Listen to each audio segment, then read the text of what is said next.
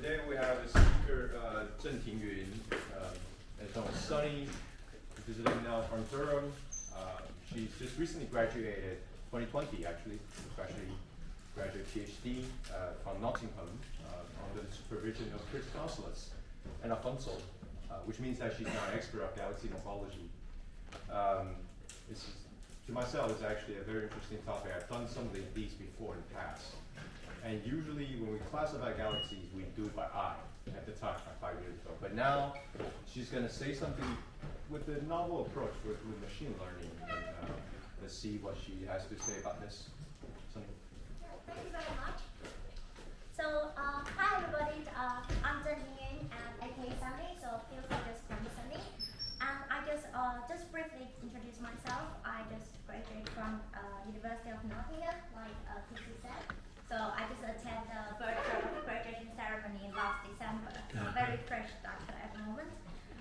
And I'm currently working in Durham University as a postdoc. And so today will be my thesis talk. I'll be talking about what I did in my PhD.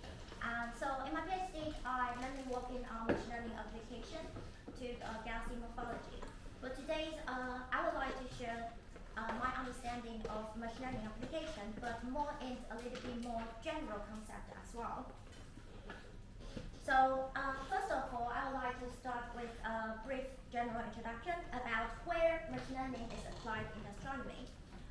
These applications are basically separated based on which stage of astronomical data we have.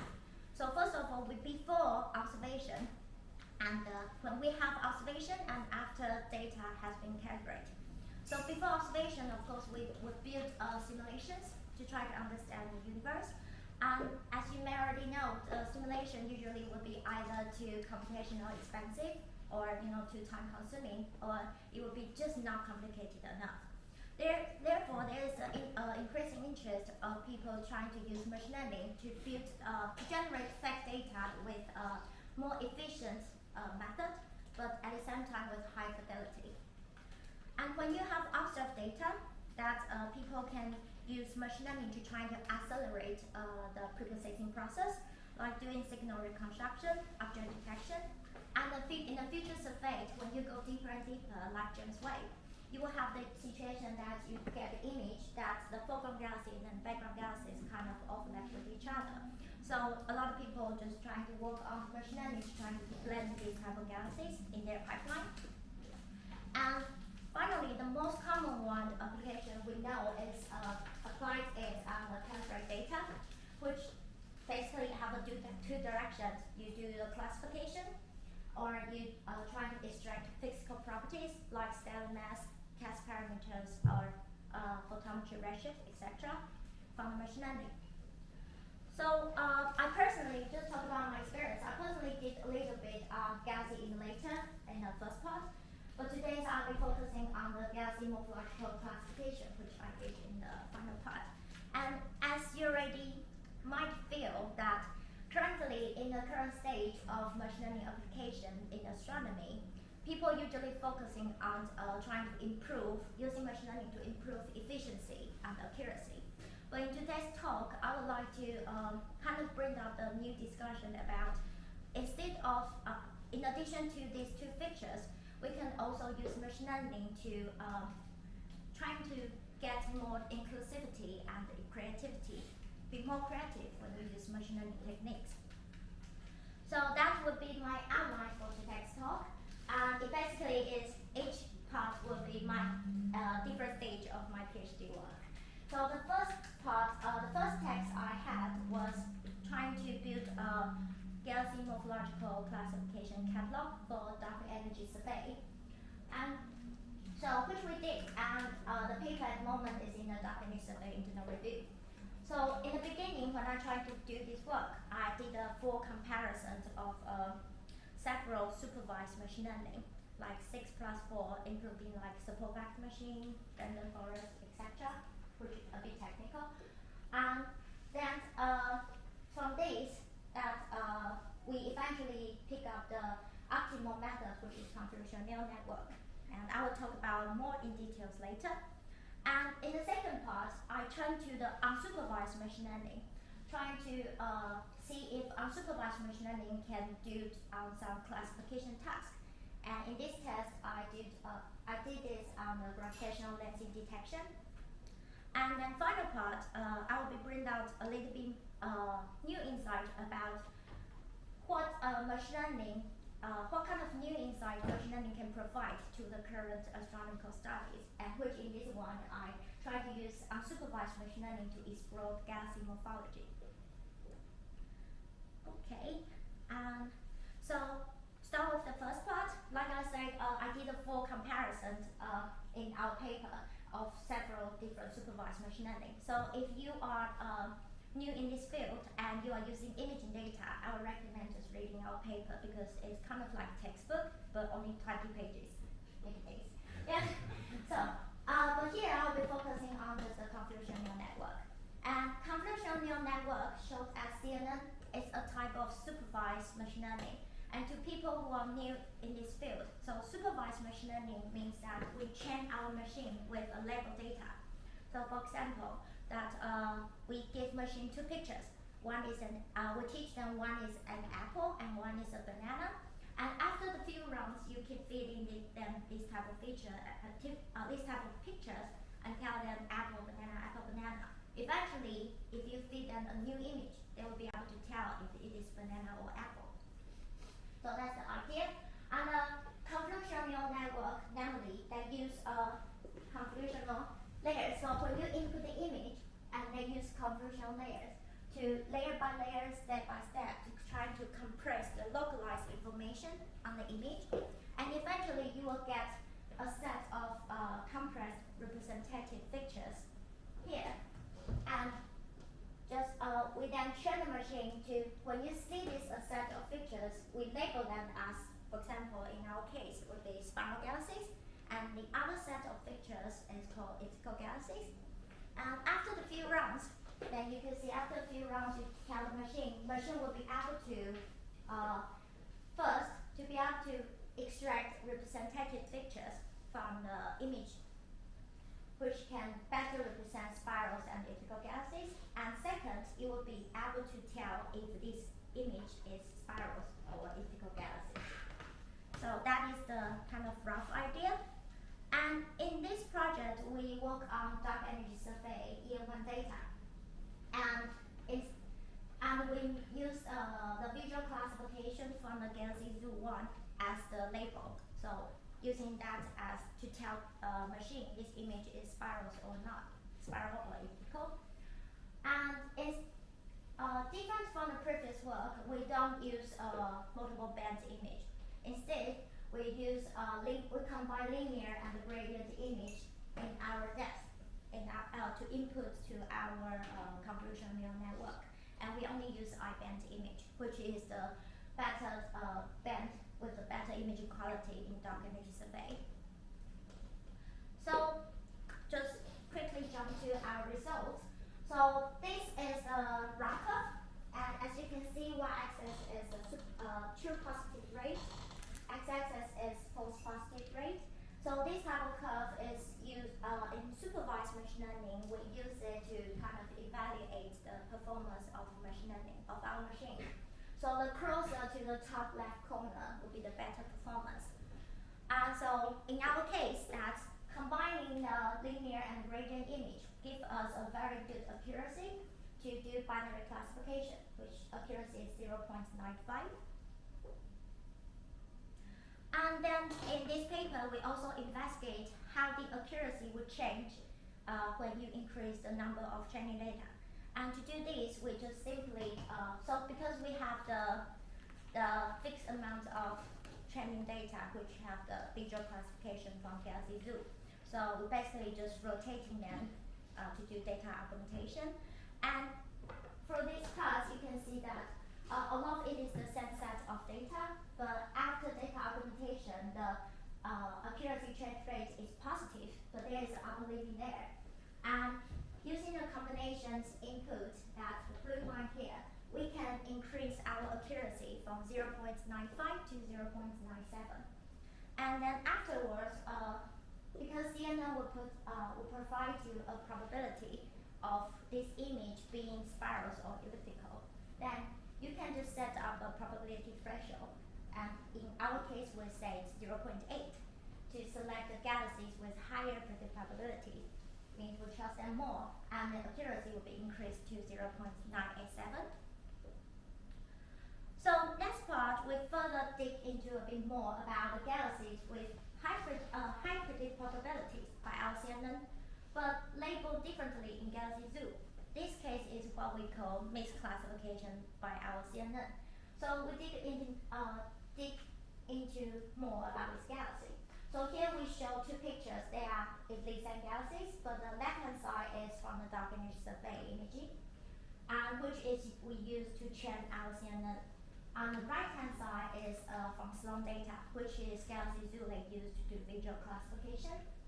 And through this picture, you can see that it turns out the deeper depth and the better resolution in dark energy survey, it shows some structure that's like a filament here. Everybody can see this one, and it's here.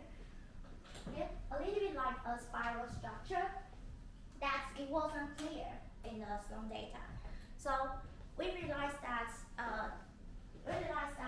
in our training set, there are around 2.5% galaxies are mislabeled by Galaxy Zoo, and due to the limitation of the imaging quality of Sloan data. Okay. So after we do some analysis to correct the levels of these type of galaxies, we increase the accuracy a little bit, slightly increase the accuracy to over 0.99, which is very impressive. And then, but we significantly decrease the galaxy in the uncertain class. We classify as uncertain class, which means their predicted probability is lower than 0.8. And then this raw curve just shows the final best result we got using our method. So with this chain convolutional neural network, I then can start to build the galaxy morphological classification. So we have this catalog, and we built this catalog for dark energy survey year 3 data, and we have more than 20 million galaxies have the predictions. And this is one of the largest catalog to date, along with the companion catalog from the other team in the dark energy survey organization. So at the moment, I'm currently working on some science using this catalog with the other catalog people, and we'll combine it with spectroscopy surveys and trying to investigate some interesting objects like red spirals.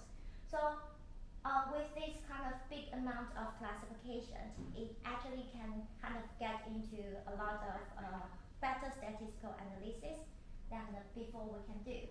So if you are interested in our catalog, just please check with me, because at the moment, paper is still in the internal review, and the catalog is not public yet.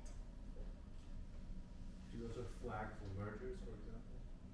Oh, no, we don't. So in our classification, in both catalogs, we only do binary classification, basically.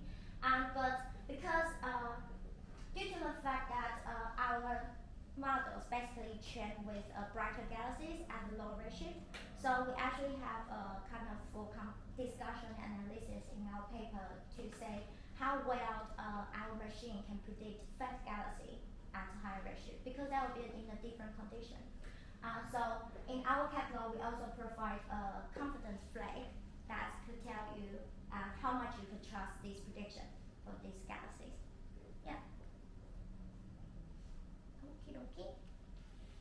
So far you can see that supervised machine learning actually can reach a very good accuracy. And in terms of efficiency, just give an idea about time scale, that you train the machine about 1 or 2 hours or more on GPU, depending on your architecture and how much training data you use. But in terms of predictions, in our case, it only takes about 5 seconds for predicting 1,000 images, so which is pretty good, because 1,000 images might take me a day to do visual classification. And however, you also might can see that the contamination of an incorrect label can cause some influence to our final predictions. you might easy to see there is a very big problem in terms of in supervised machine learning is what we call training set bias. So here just show you a very famous example in computer science that so this algorithm is doing object detection. So at the left side you can see they detect a person, detect a laptop, everything seems working fine. But when you put an elephant inside this room, the machine failed to detect it, even though the machine does have elephant in their database. So the situation is that elephant in a room is not the usual case that for machine. Machine is not trained to know about this situation.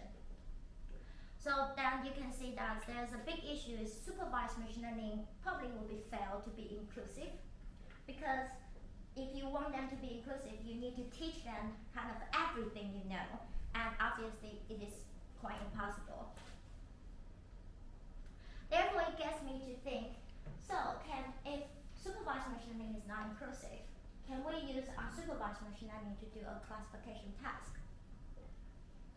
And so starting with, start to do this project, I start with, so we already know convolutional neural network is a very successful tool to capture representative pictures from images.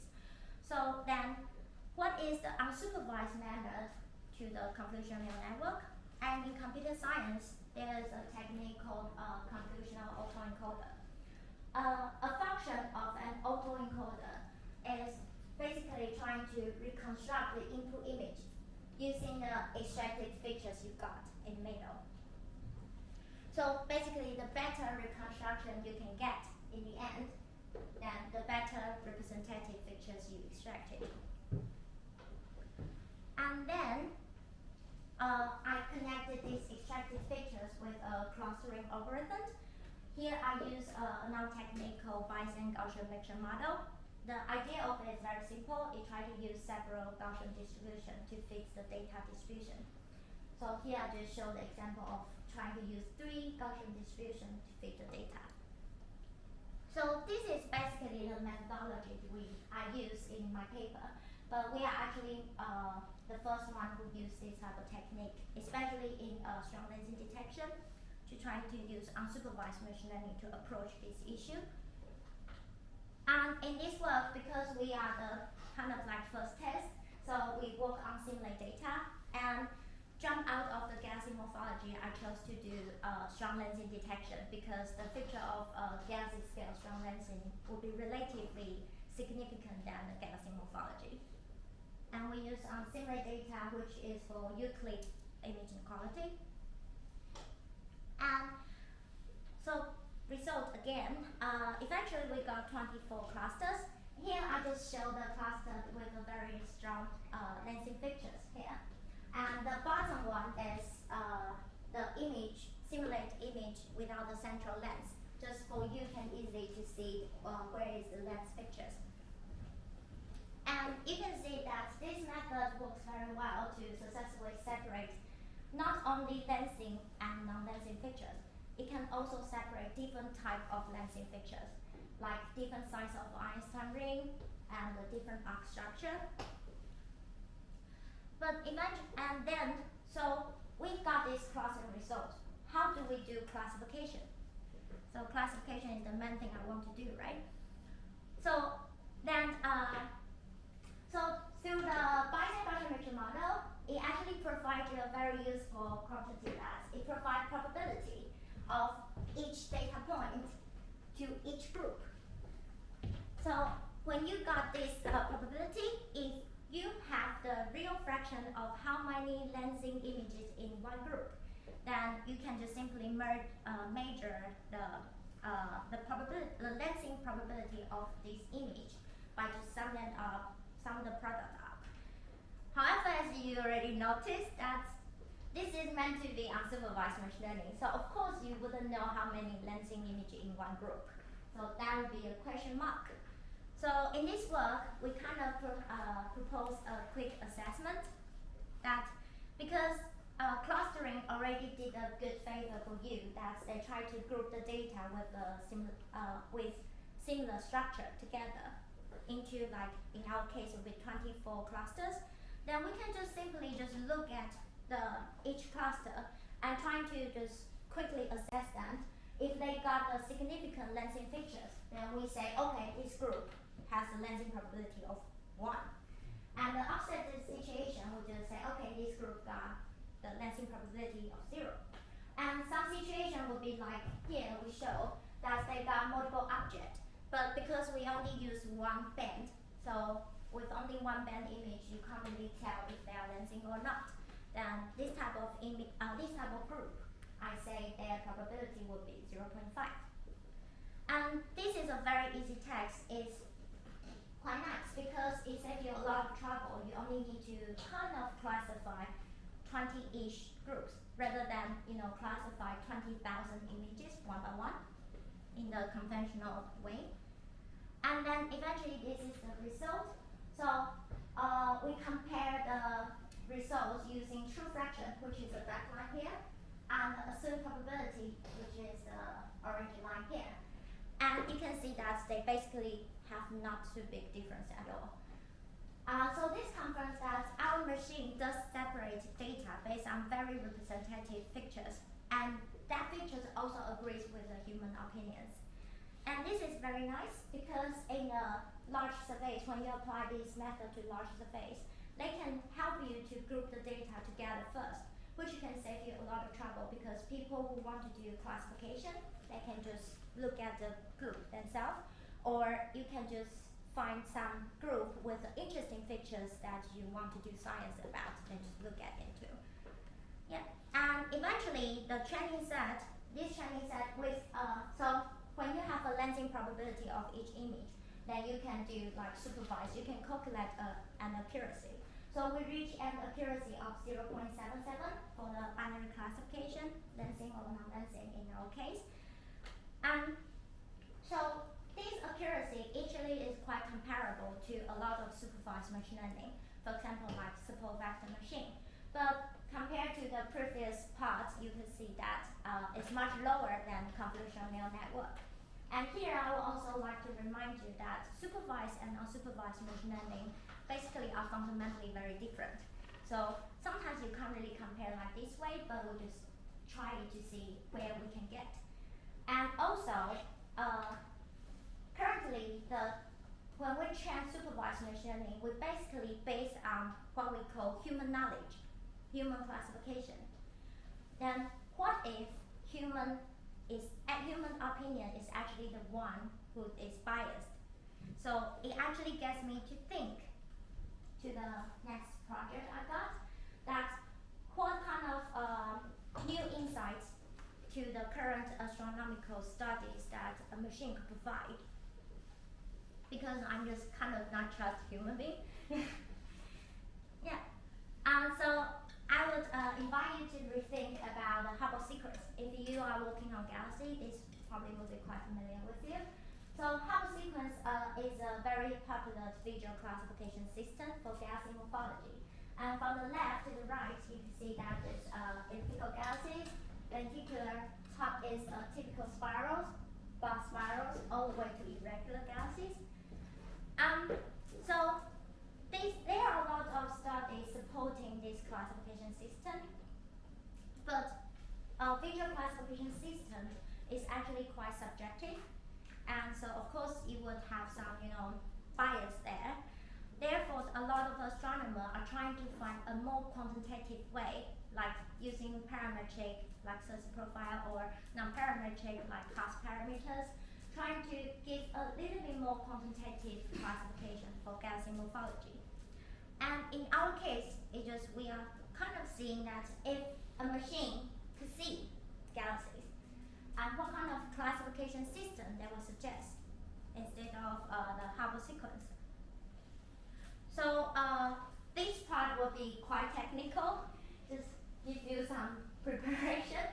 And because of that, I will start with the data introduction first. So the data used in this paper, we use our band Sloan data, which is Sloan data just because Sloan data is quite well investigated. Then you got a lot of catalog can use to cross-validate your result. And to be able to have the flexibility to control our data distribution, we associate our data with 8 dominant haplotypes. Just here, the elliptical, lenticular, early spirals, late spirals, irregulars, and their bar galaxies, based on the T-type and the bar probability from the Helena's paper in 2018. So then we designed 2 different data sets. One is balanced data set, one is imbalanced data set. So basically in this analysis, because our goal is trying to build up a kind of like classification system from machine. So of course we would like to ask machine to consider different significant features, morphology features equally. So therefore we're kind of mainly working on a balanced data set in our sense. But then we also want this method will be able to apply to the large surface. Therefore, we also design this type of imbalanced data set. We follow the distributions of nearby galaxies from this old 2013 paper. And just let you know first that it turns out impressively that the imbalanced data set actually shows very consistent results as the balanced data set. But this part I won't talk about more detail in today's talk. So if you are interested, just please check our paper. And afterwards, I'll be focusing on just the balanced data set analysis. Then the very difficult one is the pipeline part, the methodology. So if you have any questions, just don't worry, just please interrupt me. So the pipeline is basically similar to the previous part. We start with a feature learning and use an architecture like convolutional autoencoder. So if you plug this one, it's basically a convolutional autoencoder. But a little bit different, this technique, we include a vector quantization process. And so this technique we call, it got an official name called vector quantized birational autoencoder. It was developed by Google DeepMind. Google DeepMind. And including this vector quantization process, it helps a lot in terms of speed up the feature learning process. For example, give a time scale in the previous part using convolutional autoencoder. It took me about 4 to 5 days to run 100,000 images on GPU. But on VQVAE, this vector quantized birational autoencoder, it just took me a couple hours on the same GPU. So it will successfully speed up the feature learning process, and it also gives you the chance that you will be able to analyze survey data, or even include these machines, this method into the pipeline of surveys. And then after you got the feature learning process, each image will then represent by a set of extracted features, like before. Then we connect with another clustering algorithm, and different from previous part, we use hierarchical clustering. Just for one of the big reasons is that it starts with individual. So hierarchical clustering, one image will be one group in the beginning, and gradually they will merge to clusters group based on their similarity, or you could say the distance between these two groups on the feature space. So they just gradually merge it. And that means you don't really need to have a presumption about how many data or what is the data distribution in one cluster you should have in the beginning. So far everybody is okay? Okay. There's a very big difference from our work than the other previous work, is that we include 3 different strategies in this work, which significantly just make our result more sensible than others. So the first one we did is we're trying to consider, so in the feature learning process, we're trying to consider a quick clustering assessment when we are trying to extract the features, which means that we want these extracted features can not only reproduce the image, but also can be separated into 2 initial groups already. And how we do that is that, so this is the architecture we use in our work. So the middle one, if you don't ignore it, it'll be convolutional autoencoder, and the middle one with vector quantization process. And so after we got the extracted features, we input it to do a quick assessment for clustering, trying to separate them into two clusters. And using these clustering results, we define a new penalty, trying to reduce the penalty while we are training to minimize the total loss.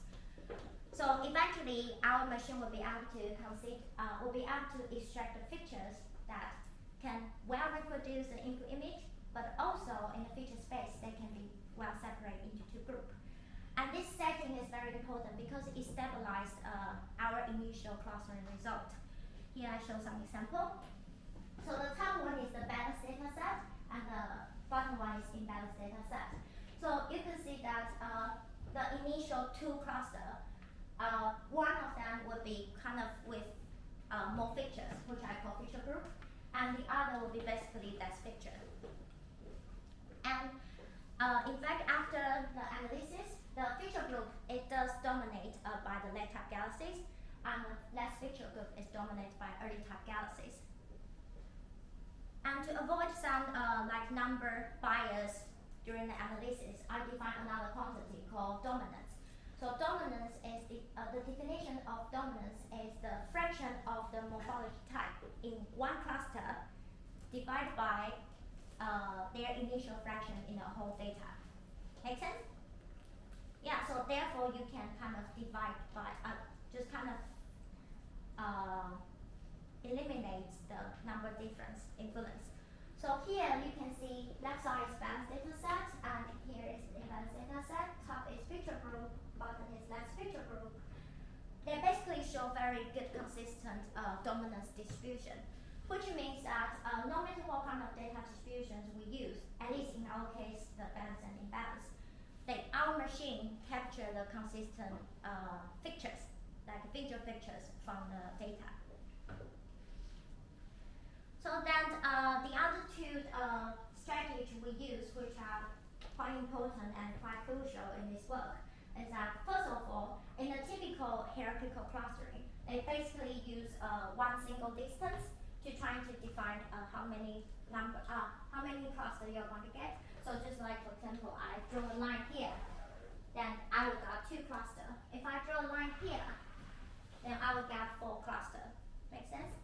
But then in galaxy morphology, you will think about it doesn't sound sensible at all, because different morphology type actually will have a very big different level of variations within the type. For example, you can imagine that 2 spiral galaxies would have higher variation than 2 elliptical galaxies. So therefore, in this work, we try to allow the different distance ratio in each branch. So this, for example, this we call one branch. This is one branch, and we maybe say we allowed a cut here. But in another branch, we maybe allowed a cut here.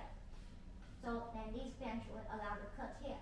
So in each branch, we allow the different cut on the merger G in a different depth. And then the next question would become, so where should we draw the cut? Where is the sensible place to draw the cut? And here, I would like to jump out a little bit to talk about 2 biggest issues in unsupervised machine learning, especially in the galaxy morphology. One is rotation environment. So rotation environment is that when you rotate a galaxy, ideally you would like this machine to classify these rotated galaxies to the same group as their original galaxy. But for autoencoder, it's actually difficult to do so. And even they are able to do that, eventually you think about the clustering process, there will be one cluster is generated because of this galaxy orientation difference.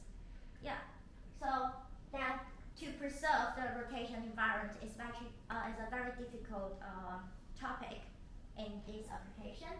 And another issue would be quite fundamental.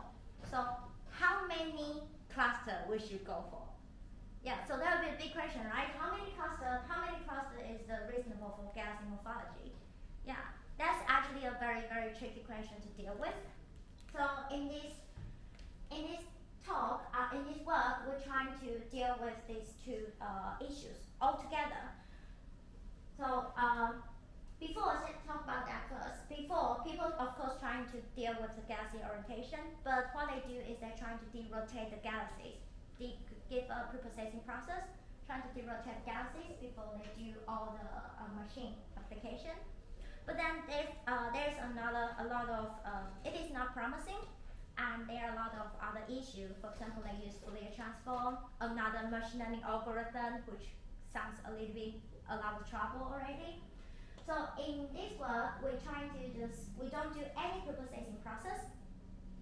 And if we don't do any preprocessing process, like I say, that after a certain point on our clustering merger tree, there would be one cluster is generated because the galaxy orientation. Then the question would become, where is that distance, that depth on the merger tree? So basically, we use these galaxy orientation pictures to try to draw a cut on the merger tree to define what is the optimal number of clusters we should go for the galaxy morphology. Yeah, it sounds a little bit complicated, so if you have any questions, you can come to talk to me afterwards. And then, okay, with these three strategies, we eventually got 27 clusters was suggested by the machine, which is much more sensible than the previous work, because in the previous work they got about 160 clusters for galaxy morphology. So we might think galaxy morphology might not be that much. Yeah, so we got 24 clusters, and here I just show the example, randomly pick example from each cluster, and I order them by the t-type distribution, t-type, average t-type. So just let you see about how our cluster change, the look of our galaxies in the cluster change. And then we associate these 27 clusters to Hubble sequence, Hubble types, based on the dominance. So if the dominance of a certain type larger than 1, which means in this cluster, this morphology has a higher fraction than their initial fraction, then we say, okay, this cluster have a relatively significant, for example, elliptical picture, etc. So here you can see, and 1 bar is 1 cluster. So here you can see 2 clusters actually have a mix of elliptical galaxy type and lenticular galaxy type. And we use different blue to separate the clusters with different bar dominance. So deeper blue means that these clusters actually have a higher fraction of bar galaxies. So here you can see that bar galaxies are our machine can actually distinguish bar galaxies from other type of galaxies in our case. So here I show some example about that. So the top is 1 cluster with no significant, with low bar dominance, which means doesn't have significant bar feature, and then the weak bar features and the strong bar features. And they are entirely unsupervised. It's machine doing it themselves, which is quite impressive. They can separate the bar features very well. And then secondly from this plot, you might can notice is that there is not a cluster for elliptical galaxies or simply for early spirals. So in our analysis, it turns out that we realized that early spirals is actually a class that it includes a very broad range of transitional features. So in our work, we discovered it is very difficult to try to classify early spirals based on galaxy structure into like either early type galaxies or late type galaxies. So even 2-way is already difficult for early spirals. And then, so here, as you can see furthermore, we see that for our machine, it's when you get more and more cluster, it's actually still difficult for machine to define a type of class specifically for early spirals based on galaxy structure. And then this is the similar situation to the lenticular galaxies. So the reason why we don't have a elliptic galaxy cluster is because it kind of have a big mix with lenticular galaxies. So here we showed another a Cersei index distribution.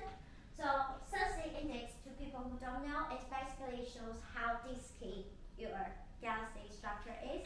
So basically, if you close to 0 means you are more disky, and close to larger value means you are more core structure.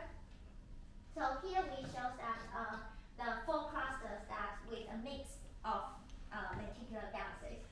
These two is the mix. These clusters have a mix of elliptical and lenticular galaxies, and the yellow line is a mix is only with lenticular galaxies, and the blue one is the mix of lenticular and early spirals. So you can see that to our machine, only the lenticular with a very moderate disk structure, just about right disk structure, they can successfully classify them, distinguish them from other type of morphology type.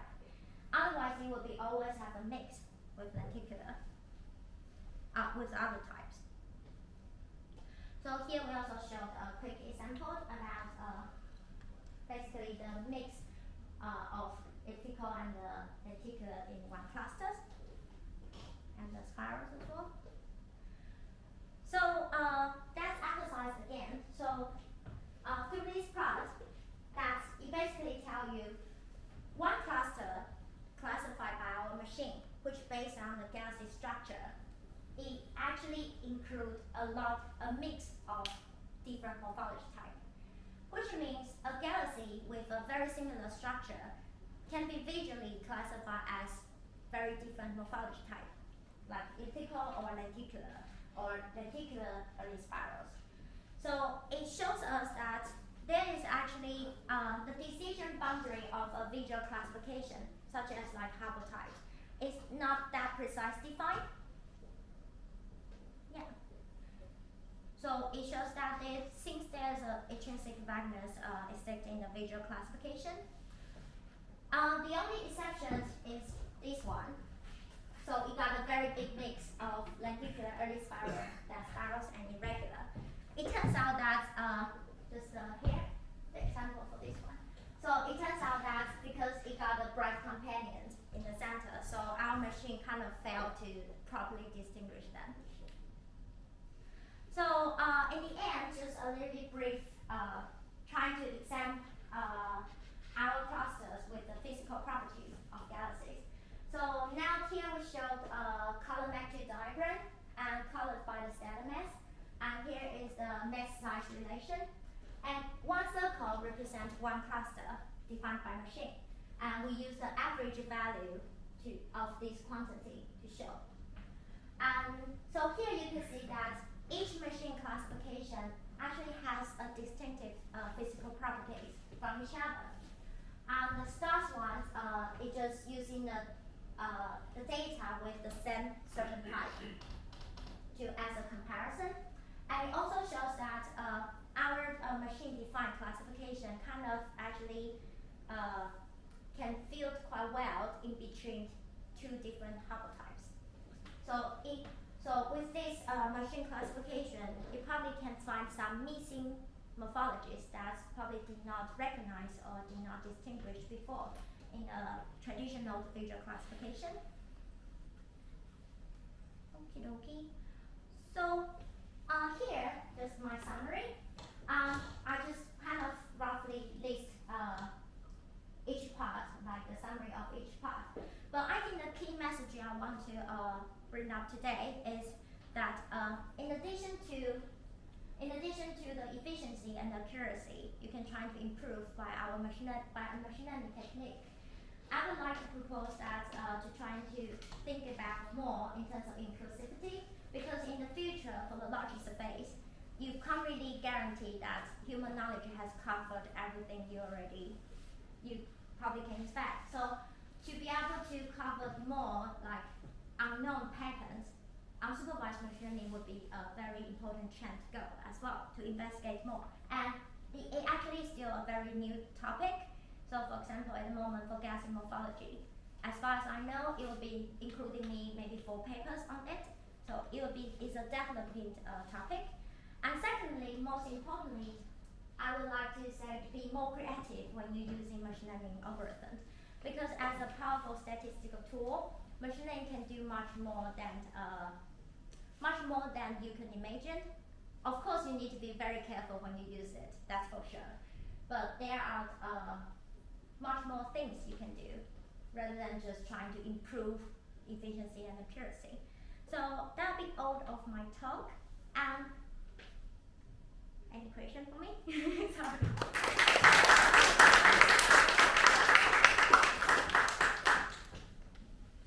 Any questions for Sonny? Alex? Yeah, great talk. Thanks for that. I had a question about how you built the convolutional neural network, the first project. In terms of choosing the structure, the architecture of the network, the number of layers, how wide they are, the strides, all that sort of stuff. Did you try a lot of different architectures? How did you settle on the final design of the CNN? So this architecture is really simple. Do you know that? So the very first paper who used convolutional neural network was Delman in 2015. Yeah. So basically, they have a lot of tests already. So we basically just kind of simplify a little bit their architecture and to do the test. But of course, we test a little bit more. But eventually, it turns out this architecture works better. So then we use it. But if you would like to know how to kind of tune the hyperparameters, I would recommend to try to use, there's a technique called Bayesian optimization. Yeah, which would be very helpful if you want to trying to see what kind of, how many layers I should go, how many dropouts I should go, etc. things. That would be very helpful. Yeah. Yeah. Let's talk. In your work, it seems so far you use single band images like I-band or R-band for your machine learning works. And have you tried multi-band images, and especially for different galaxies at different ratio? Maybe it can be helpful. Yeah, definitely. So one of the big reasons we use only single bands because we kind of want to focusing on galaxy structure for now.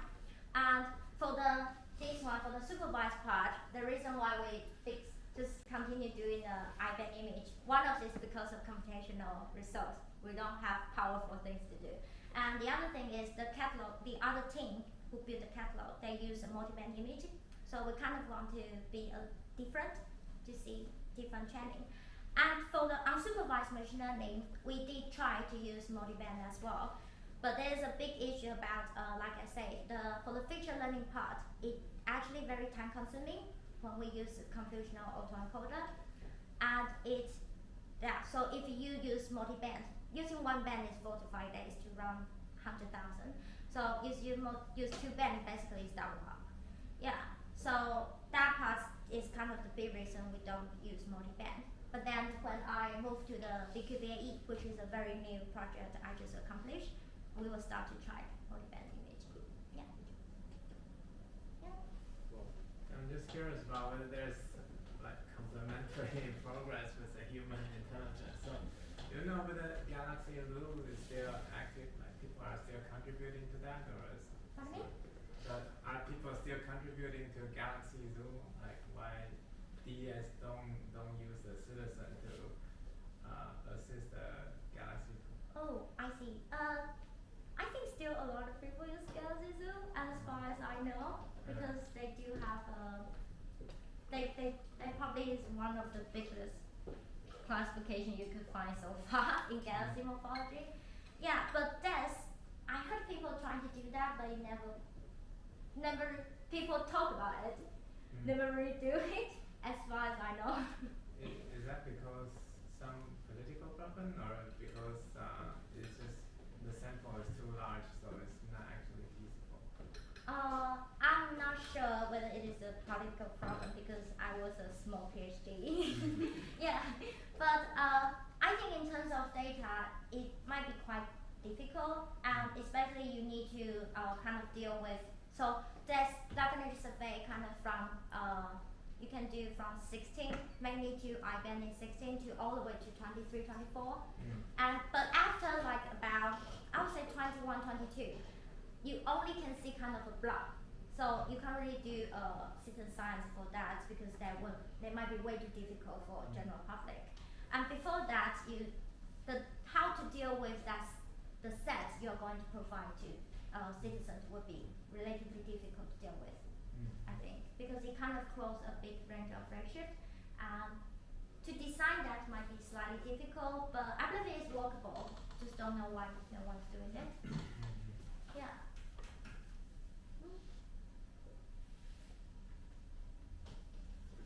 Well, the last part you mentioned about the galaxy rotation. Is that you're talking about inclination of the galaxy or rotation? Oh, the rotation. Skype way. Yeah. Not this way. It's this way. So when the big issue of So inclination is easy. You mean distinguish the inclination. Edge on to face on. Edge on and face on is relatively easy because for autoencoder you can see they're trying to reconstruct the image, right? So the reason why rotation will be more difficult is because if I got a block here in the input image block there, the output image will try to record the block here. So if the block changes the position, then that will be difficult for them to tell. They will still extract very different set of features out. But for the inclination, like this way, they basically to be separate into two different sets. Yeah. So in our final project, I actually have another plot is about how the inclination change within our clusters. And there are one cluster is, you probably can see that. Yeah, I have difficulty to think with that. But you might can see some clusters are relatively face on. Some of them are significantly like edge on, etc. things. Yeah, but it would be really difficult to look at the image because the resolution is not that good. But there was a plot to show you that our cluster can just basically separate different shape. You can say different elasticity as well. Yeah, which can be a problem, but can be an advantage. Depends on what kind of science you're doing. Yeah. But so in that case, that the edge-on galaxy can separate the early type edge-on and late type edge-on based on the bulge size or something? It should be able to, but I did not. Didn't go. Yeah, didn't go. Oh. You need to have some other catalog to cross validate if it is true or not. Thank you. Danny? Sorry, can you go back to the slide with the hierarchical curve of your length search? Okay, sure. You mean this one? Yes. So I'm a bit confused that you say is this hierarchical curve from the test on your training set or? This is just simply on training set. Oh, Yeah. okay. Because So- I'm not an expert in machine learning because I remember when you train the network, then you should test the test set that is never used in your training, right? So I'm not sure what's the meaning of this RC curve. Okay, so your case was right, but that is actually for supervised machine learning. Because you think about that, unsupervised machine learning, you basically just provide data. You don't provide label. So there's no way you be able to say whether your classification is right or not by the testing set. So the training set, maybe I should not call it training set, just data, this set of data that I need to analyze whether this data accurate or not, classification is accurate or not. Yeah. But then how do you define true positive and false positive in an unsupervised? Yeah, so for unsupervised or for this case, so this case it will be just eventually from the previous slide we told you that based on some assumed probability, we are able to get the lensing probability of each image. Then if you can basically compare with their true label because it's simulated data. Then you can get rough curve. But if you're talking about unsupervised machine learning, no, you can't. So at the moment, there's another quite big issue is that people don't know how to, even in computer science as well, I try to look for it. It's difficult to find a universal way to evaluate which unsupervised machine learning is making more sense. It feels like it's more like case by case.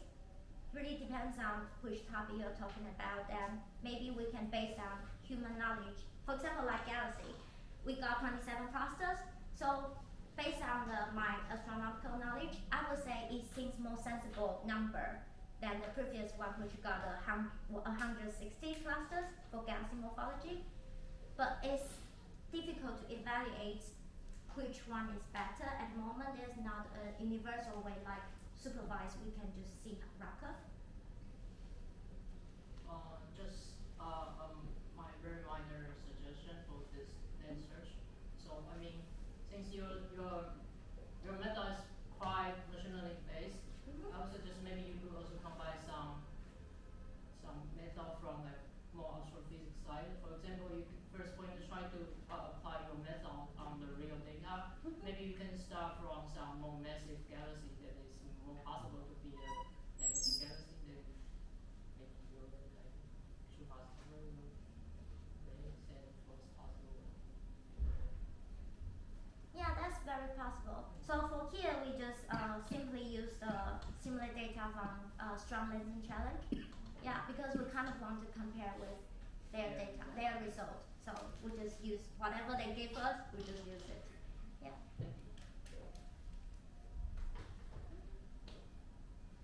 Any more questions? I've got one. So I guess one of the attractive features on supervised learning is that you can learn features that you didn't know it before. So is it possible to extract those features from machines that, you know, for example, you got 27 clusters, what kind of features actually separate them in different clusters? Yeah. So that allows you to learn something physically about the morphology, something that we didn't know it before, but it could have physical meanings. Yeah, it actually can. So at the moment there are, so we already want to do that here, but it would be too massive in one paper. But there are a lot of separate topics trying to just simply look at the extracted feature in the middle layer. Yeah, extract features from the middle layer. I'm trying to kind of compare them with some physical property.